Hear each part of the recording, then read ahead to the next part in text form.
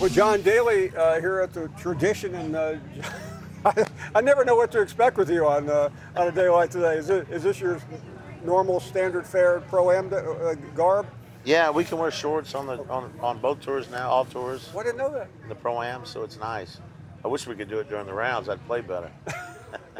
So how's everything go? We haven't talked to you since I think the Razorbacks were trying to advance in Vegas. Yeah, our free throws were down this year, and me and Muss have been going back and forth with it. But I tell you what, Arkansas's got it going on.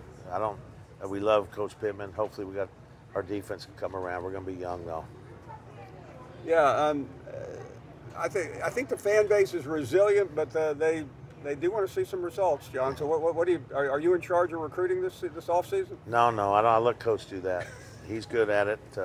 We got KJ. We keep KJ healthy this last year of him. I think the Hogs going to do all right. These things are always interesting. These pro-am rounds. We just talked to Charles Barkley a minute ago with Kirby Smart, and I know the amateurs take it seriously. They have fun with it, but you are allegedly working out here.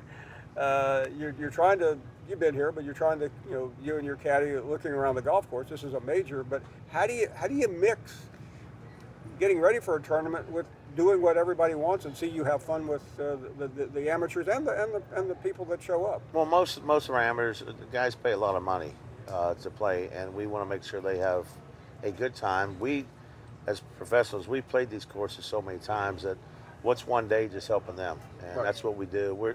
The Champions Tour is probably 100% approved by every pro-am that we have, and we usually have two.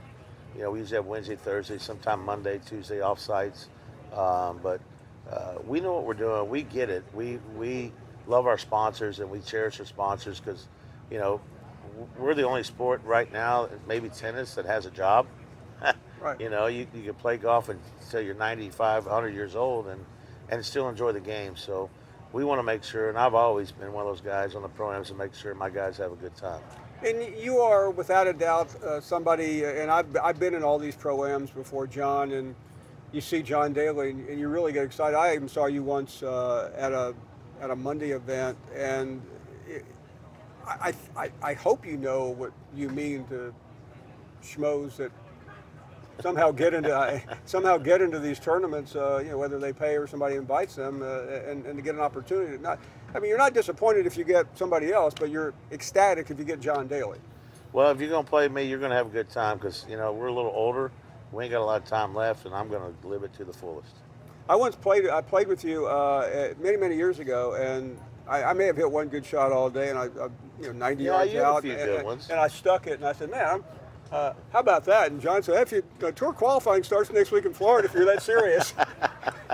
But that's there's so much comedy out here too, because everybody there's always, I'm sure there's always that one guy who's been at Top Golf, until 3 in the morning getting ready, and then he's got nothing left on the first tee.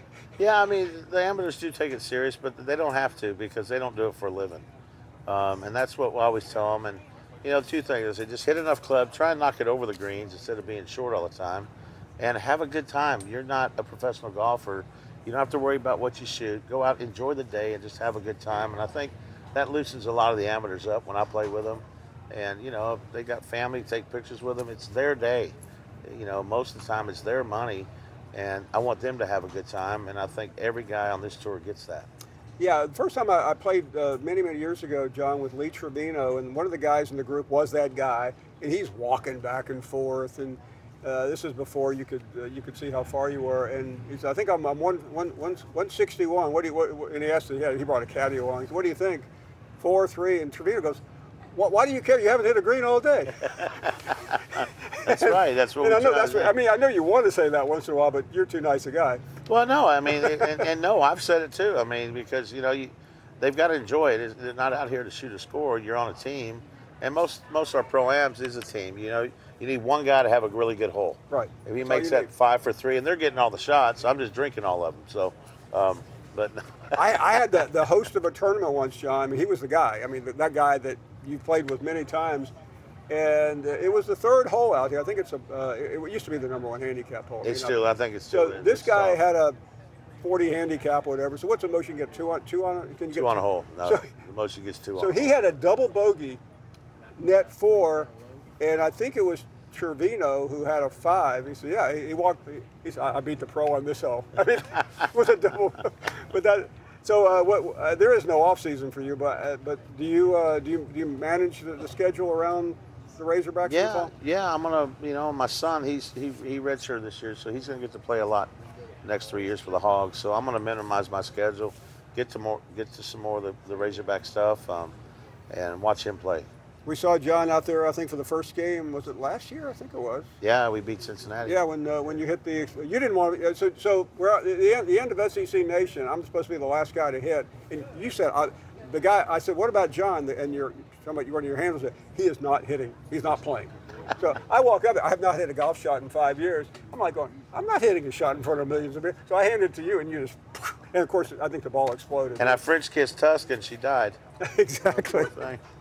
She was on the way out. By the way, rumor is that's not the first time that's happened to somebody that John has French kissed. John, it's always a pleasure to see you. You too, Paul. Love your show, man.